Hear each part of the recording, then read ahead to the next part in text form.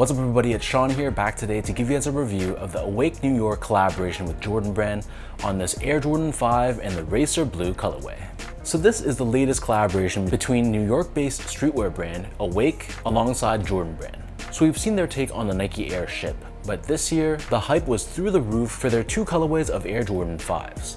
So there was the pink colorway, which was a lot more limited. That one is currently retailing for easily over 1,000 Canadian dollars. Whereas this one was a lot more accessible. So these I actually managed to grab over at Capsule Toronto. That's one of the leading boutiques here in the city, and they were available at select Jordan Brand retailers, obviously still in limited numbers. So these released on August 30th, and they retailed for $230 US or $290 here in Canada, and the official colorway for this shoe is black, racer blue, and metallic silver. So this takes your classic Jordan 5 silhouette and it infuses a very unique New York flavor to it. So depending on if you're like an Air Jordan purist or if you like change, I think that kind of dictates whether or not you're going to be a fan of this specific shoe. So first things first, here's a quick look at the packaging. So this is a play on the OG style box, but they've incorporated Awake branding alongside Jordan branding.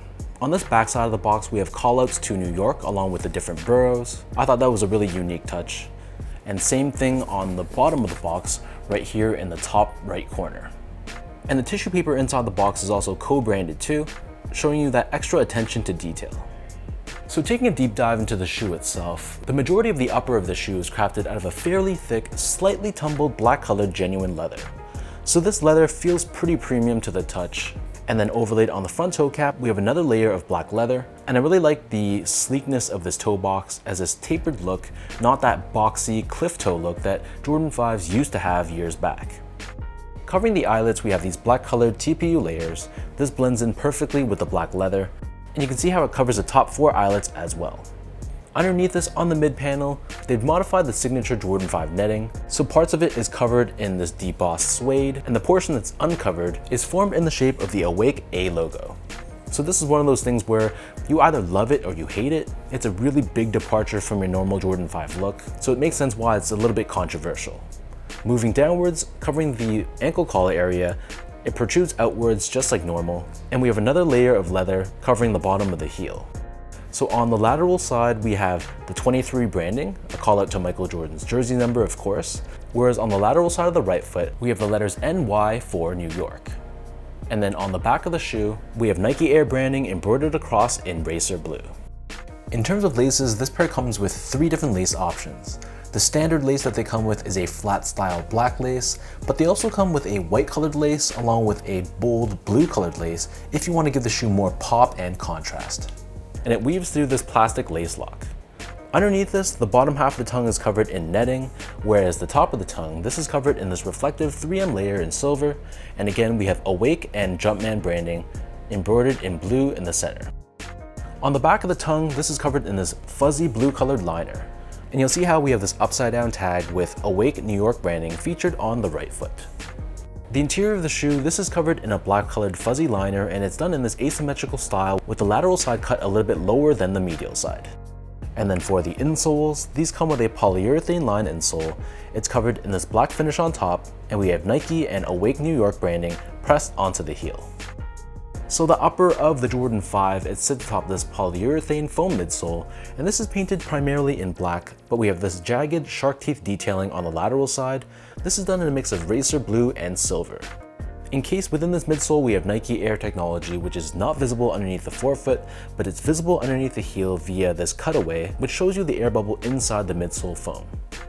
And then for the bottom of the shoe, this is crafted out of a mix of black rubber along with these translucent hits. And you can see how it has this herringbone style traction pattern on the translucent pods, and it reveals Awake and Jordan branding underneath the forefoot in blue, and in the middle of the shoe, we have Nike branding etched away.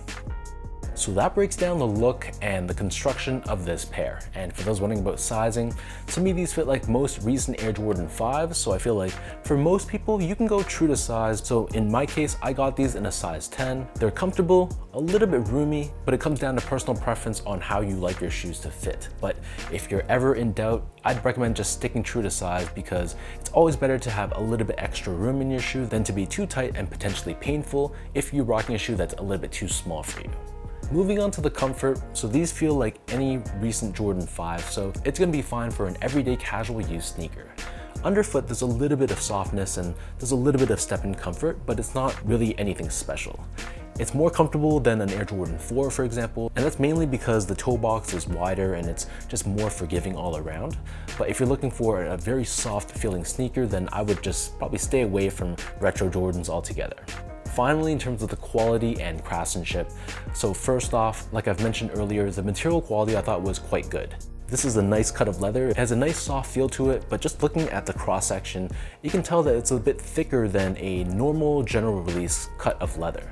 And the build quality I thought was pretty solid. The stitch job was really good. The panels were consistently sized and placed, and it was free of glue stains, and the paint job was good as well. So this being an elevated limited edition collaboration, I think Jordan Brand and the factory that put this together really delivered.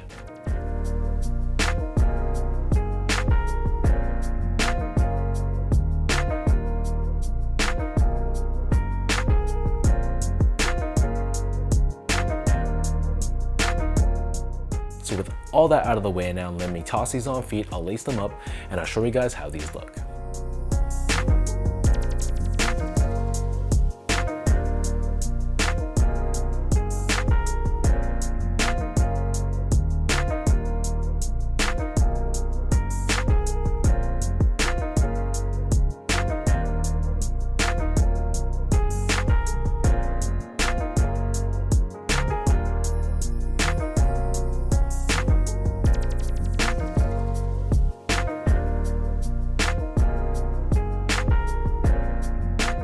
All in all, this is a solid collaboration between Awake and Jordan Brand, but I think the colors of this shoe and the changes that they've adopted on the classic look of the Jordan 5 makes this a little bit of a polarizing sneaker. For me personally, I've mentioned this before in past videos, I'm not the biggest fan of shoes that are predominantly black based, but I know there's lots of people out there that love rocking black sneakers, so I think if you're in that camp, this would be a really solid colorway for you.